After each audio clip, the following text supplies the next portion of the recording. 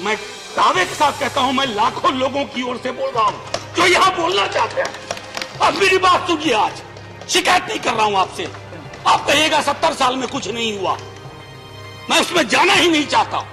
ये collective failure है 47 से लेकर अब तक की सारी सरकारों का। क्या बना दिया हमने? मुझे पता नहीं था कि अस्पताल और ऑक्सीजन का क्या रिश्ता होता है। सर, ईमानदारी से कहता हूं, मैं मेडिकल बैकग्राउंड से नहीं आता हूं। सुबह से लोगों को दिखता था ऑक्सीजन ऑक्सीजन, रेमडेसिविर। मैं तो दवाइयों के नाम तक शुरू में सर प्रोनाउंसिएशन चेक किए कि कैसे उच्चारण करूंगा। वो 1.5 महीना कैसे बिताया है इस मुल्क ने। हमारे सदन के कोई लोग बड़े मुश्किल से बच के आए, मैं नाम नहीं लूंगा। पूरे देश ने वो वक्त कैसे बिताया है, नाइटमेयर की तरह लगता है सर, डरावना लगता है।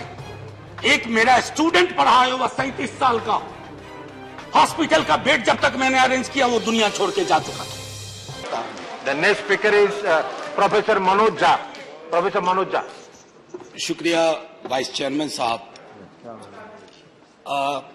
कोई भाषण की शक्ल में नहीं है, एक शोक संतप्त गणतंत्र के एक अदना नागरिक समझिए या एक जनप्रतिनिधि समझिए, उसकी ओर से कुछ बातें कही जा रही हैं।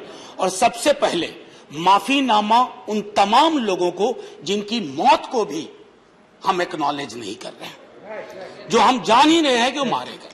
तो ये माफीनामा सर सिर्फ मेरा नहीं है। मैं इसलिए ये बात कह रहा हूं कि मई के महीने में मैंने 6 आर्टिकल लिखे। संसद चल नहीं रही थी, कहां अपनी शिकायत ले जाते, किससे कहते। मुझे भाजपा के मित्रों ने, कई साथियों ने कॉल किया, बधाई दी। मैं उनका भी एहतराम करता हूं और कहता हूं कि ये भरोसा इस सदन का है कि हम सबको एक साझा माफीनामा उन लोगों के नाम भेजना चाहिए जिनकी लाशें गंगा में तैर रही थी। किसी ने कह दिया ये, किसी ने कह दिया वो। सर, दूसरी चीज, मैंने कल सेक्रेटरी जनरल साहब से बात करने की कोशिश की, बाकी जगह भी। किसी 2 सत्र के बीच में सर 50 लोगों की ऑबिचुअरी आज तक कभी नहीं हुई संसदीय इतिहास में। राजीव सातव की उम्र थी जाने की इस दुनिया से। रघुनाथ महापात्रा जब मिलते थे गले लगाते थे, बोलते थे जय जगन्नाथ। अचानक में वो नहीं है।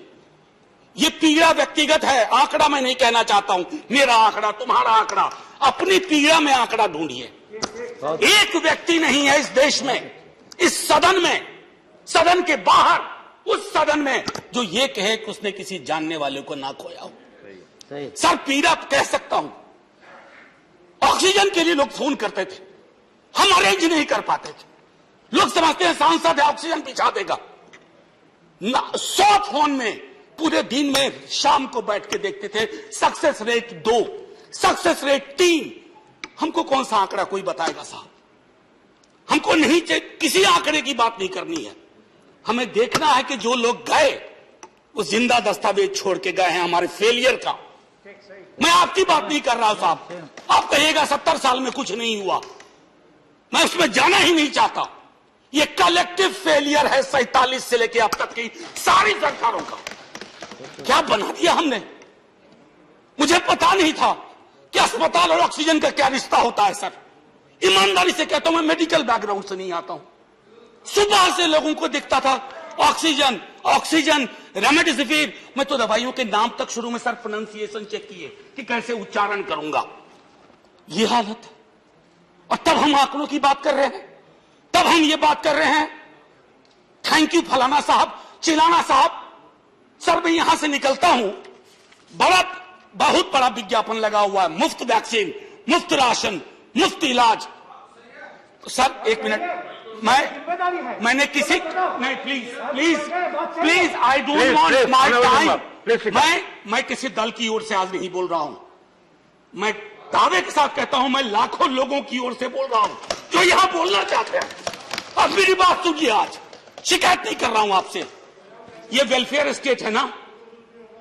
एक साबुन की टिकिया अगर कोई गरीब गांव में खरीद रहा है ना सर, तो अडानी अंबानी के बराबर का करदाता है। आप उसको कह रहे हो मुफ्त वैक्सीन, मुफ्त इलाज, मुफ्त राशन। नहीं साहब, कुछ मुफ्त नहीं है, उसका स्टेट है। इस वेलफेयर स्टेट का कमिटमेंट है, उसको आप डिनाइग्रेट मत करिए, डेमोनाइज मत करिए, उसे बौना मत बनाइए। ये आग्रह है मेरा। सर, मैं इससे पहले की कुछ और बातें कहूं, मेरे पास अभी वक्त है सर। इस कोरोना को मैं भी मानता हूं, मेरे पूर्व के वक्ता कुछ कह रहे थे, ये चैलेंज है हमारे लिए सर। बहुत बड़ी बड़ी बातें नए नए कानून की हो रही है। राइट टू हेल्थ की बात क्यों नहीं करते हम लोग? राइट टू हेल्थ, स्वास्थ्य का अधिकार, उसमें कोई किंतु परंतु लेकिन परंच नहीं, सीधे तौर पे स्वास्थ्य का अधिकार constitutionally guaranteed. Right to life के साथ लिंक करिए, किसी अस्पताल की मजाल नहीं होगी कि वो उस खिलवाड़ कर पाए उस राइट टू लाइफ का। करना नहीं चाहते। राइट टू वर्क, उस पर काम करिए। पॉपुलेशन को लेकर के बहुत बातें हो रही हैं साहब, डेमोग्राफी को डेमोग्राफर्स को छोड़ दीजिए, बड़ा संश्लिष्ट विज्ञान है, लेकिन ये हम कर सकते हैं इस सदन और उस सदन में। Right to life, right to work पर लेजिस्लेशन लाइए ताकि कोई आपदा आए। अभी तो हमारे लीडर ऑफ हाउस नहीं है, नए नए बने हैं, उनसे मैं कहता जब वो रेल मंत्री थे, हॉस्पिटैलिटी सेक्टर के लोगों को निकाल दिया गया। इसी कोरोना काल में मैंने लगातार आवाज उठाई, कोई सुनने वाला नहीं है सर, कोई नहीं सुन रहा। अगर आप सांसद की नहीं सुन रहे हैं तो जो छोटे अदना संविदा वाले नौकरी से निकाले गए उसकी कौन सुनेगा सर? एक और अद्भुत चीज हुई इसी कोरोना के दौरान, माननीय उपसभापति महोदय, जब हाहाकार मचा हुआ था हॉस्पिटल के लिए, आईसीयू बेड्स के लिए, दवाइयों के लिए, यह हाहाकार जब मचा हुआ था उस दौर में सर कई चीजें हुई, जिसमें से एक जो महत्वपूर्ण चीज मैं जिसका जिक्र करूंगा, उस हाहाकार में सरकारें, मैं सिर्फ केंद्र को नहीं कह रहा हूं, कई राज्य सरकारें भी नदारद थी। वो 1.5 महीना कैसे बिताया है इस मुल्क ने, हमारे सदन के कोई लोग बड़े मुश्किल से बच के आए हैं, मैं नाम नहीं लूंगा। पूरे देश ने वो वक्त कैसे बिताया है, नाइटमेयर की तरह लगता है सर, डरावना लगता है। एक मेरा स्टूडेंट पढ़ा है, वह 37 साल का, हॉस्पिटल का बेड जब तक मैंने अरेंज किया वो दुनिया छोड़ के जा चुका था। मैं इसलिए बार बार इसको इसलिए ये कह रहा हूं कि इसमें व्यक्तिगत पीड़ा को ढूंढिए, तब हम इसका निदान ढूंढ पाएंगे।